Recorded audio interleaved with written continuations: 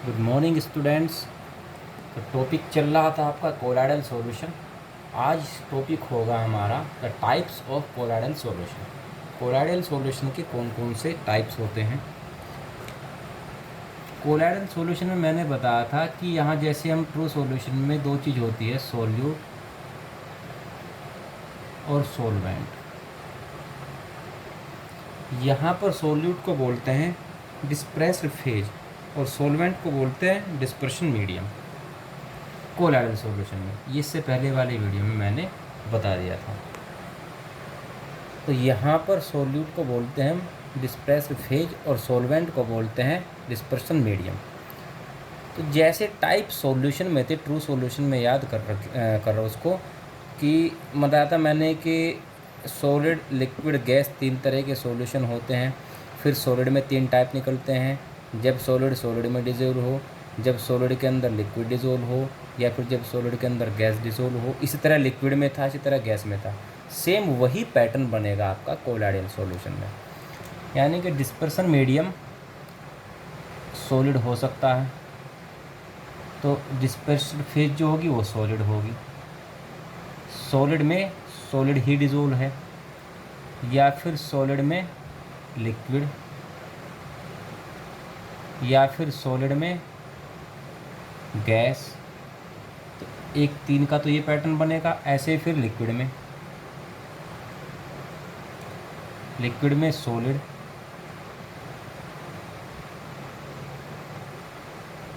या फिर लिक्विड में लिक्विड, या फिर लिक्विड में गैस। तीन का पैटर्न ये बनता है। ऐसे फिर गैस के लिए, गैस में सॉलिड, या फिर गैस में लिक्विड। और गैस में गैस का जो कोलाइडल सॉल्यूशन है वो नहीं होता है। तो यानी कि गैस से दो ही पैटर्न बनते हैं। अब इनके कुछ पर्टिकुलर नेम होते हैं, वो आपको नेम याद रखना है कौन कौन से होते हैं। मैं एक बार लिख देता हूँ, उसके बाद समझा दूँगा। तो ये पैटर्न बनता है आपके कोलाइडल सॉल्यूशन के टाइप्स का। सॉलिड में जब सॉलिड डिजोल्व हो उसको बोलते हैं सॉलिड सोल। ये इंपॉर्टेंट है, इसको आपको याद रखना है। इसको क्या कहते हैं? Solid sol. और इसका एग्जाम्पल होता है जो कलर्ड ग्लासेस होते हैं, जितने भी रंगीन ग्लास होंगे आपके, लाल पीले जितने भी होते हैं रंग वाले ग्लास, ये सब इसी का एग्जाम्पल है। इसमें सॉलिड सॉलिड के अंदर ही डिजोल्व होता है, यानी कि सॉलिड सॉलिड का कोलाइडल सॉल्यूशन हो। सॉलिड में अगर लिक्विड डिजोल्व हो उसका एग्जाम्पल होता है जेल, जैसे कि पीएल जो मोती होते हैं। जब सॉलिड में गैस डिजोल्व हो उसका एग्जाम्पल हो, उसको कहते हैं सॉलिड फोम, ये इसका नाम है, उसका टाइप है। और पॉलीएस्टीन इसका एग्जाम्पल है। पॉलीएस्टीन एक तरह का एक पॉलीमर होता है जिसका यूज सिंथेटिक क्लॉथ्स वगैरह बनाने के लिए किया जाता है। उसके बाद अगर लिक्विड में सॉलिड डिजोल्व है उसको कहते हैं सोल, और उसका एग्जाम्पल है मड।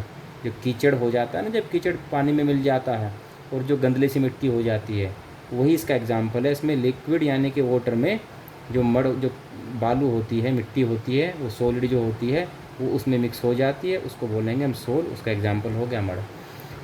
अगर लिक्विड के अंदर लिक्विड डिजोल्व हो उसको कहते हैं इमल्शन, जिसका एग्जाम्पल है मिल्क। मिल्क में क्या होता है? वाटर के अंदर जो ऑयल होता है, ऑयल या फैट होता है, वो आपका सॉलिड फॉर्म में, वही उसको गर्म करेंगे तो ऑयल फॉर्म में आ जाएगा।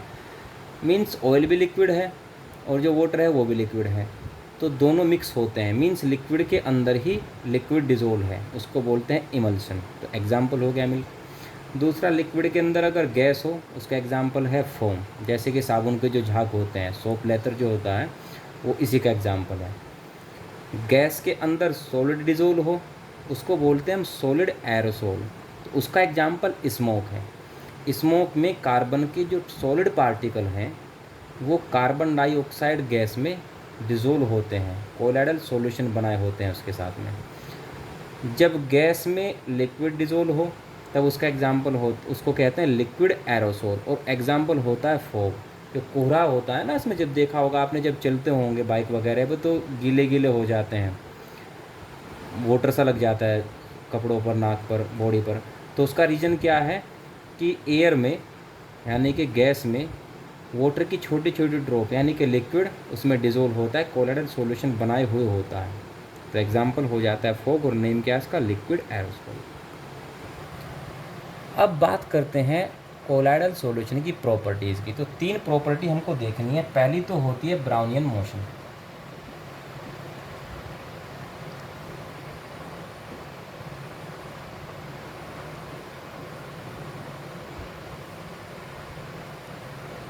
ब्राउनियन मोशन या ब्राउनियन मूवमेंट। ब्राउनियन मूवमेंट का मतलब है कि अगर हम कोलाइडल सॉल्यूशन को किसी माइक्रोस्कोप में देखें उसके पार्टिकल को, तो जो उसके पार्टिकल हैं वो अपने आप, इसमें कुछ करने की ज़रूरत नहीं है, हमको किसी को भी मूवमेंट कराने की ज़रूरत नहीं, अपने से मूव होते रहते हैं वो, और जिगजैग तरीके से, कभी इधर को जाएगा, कभी इधर को जाएगा, कभी ऐसे जाएगा, कभी ऐसे जाएगा, रैंडमली ऐसे घूमते रहते हैं वो।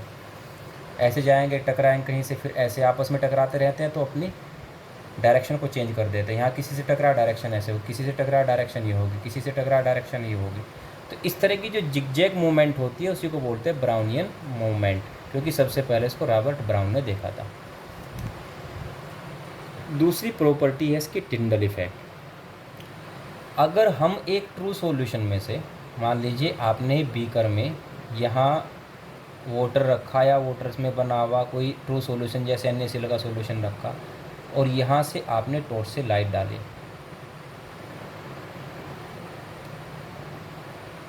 तो जो लाइट होगी, लाइट आपको इसमें नहीं दिखाई देगी, फिर यहाँ से लाइट निकलेगी, यहाँ से गायब हो जाएगी। लेकिन अगर वही लाइट कोलाइडल सॉल्यूशन में जाए, जैसे कि आपने वाटर में थोड़ा सा मिल्क डाल करके उसको थोड़ा सा मिल्की कर दिया, दूधिया कर दिया, उसके बाद ये जो है ना, यहाँ को आपको लाइट का एक कोन दिखाई देगी चमकती हुई उनकी इस तरह से। तो जो लाइट का पाथ है वो आपको यहाँ चमकता हुआ दिखाई देगा, इसी को कहते हैं टिंडल कोन।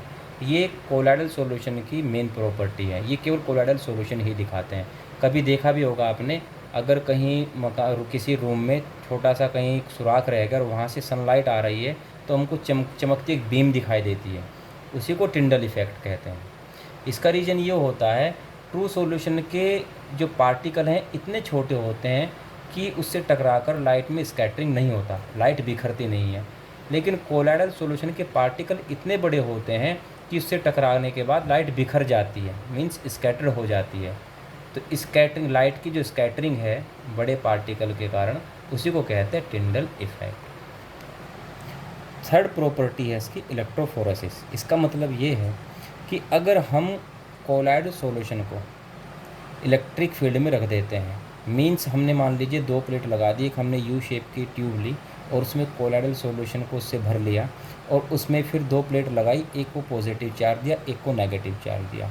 तो जो कोलाइडल पार्टिकल होते हैं या तो पॉजिटिव चार्ज वाली प्लेट की ओर चलने लगते हैं, धीरे धीरे उनका मूवमेंट शुरू हो जाता है, या फिर नेगेटिव जो प्लेट होती है उसकी तरफ वो चलने लगते हैं, इसी को बोलते हैं इलेक्ट्रोफोरेसिस।